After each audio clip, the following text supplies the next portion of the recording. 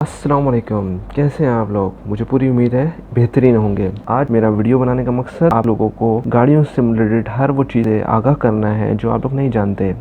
जी, तो मेरा नाम है मोहम्मद अकरम और आप देख रहे हैं ऑटोमोटिव एंड आर्ट। आज हर वो चीज़ हम डिस्कस करेंगे जो कि इनिशियल लेवल से लेकर एडवांस लेवल तक जो है आपको हर गाड़ियों के बारे में बताई जाएंगी। तो मेरा ये चैनल बनाने का मकसद आपको हर वो चीज़ से कम्प्लीटली नो हाउ देना है। हम बिल्कुल बुनियाद से शुरू करेंगे और इसको आफ्टर सम टाइम वीडियोस की सूरत में एडवांस लेवल तक लेके जाएंगे। तो चलें स्टार्ट करते हैं। सबसे पहले मैं आपको बताना चाहता हूँ गाड़ी तीन चीज़ों पे नॉर्मली जो कंसिस्ट करती है, इंजन, चेसिस और नॉर्मली टायर। चेसिस के अंदर हर वो चीज़ आ जाती है जो गाड़ी की बॉडी से रिलेटेड है और सस्पेंशन से रिलेटेड है, और टायर्स जो रोड तरफ आ जाते हैं, जो रोड को और गाड़ी को आपस में ज्वाइन करते हैं। उसके बाद एक चीज़ आ जाती है इंजन। इंजन वो डिवाइस है जो केमिकल एनर्जी को मैकेनिकल एनर्जी में ट्रांसफर करती है, यानी कि जो हम फ्यूल इंजन में डालते हैं या इंजन उसको हीट एनर्जी में यानी हरारत में तब्दील करता है और हमें मैकेनिकल एनर्जी में वो मिल जाता है जो कि टायर की सूरत में मिलता है। यानी कि एक गाड़ी के अंदर एक इंजन,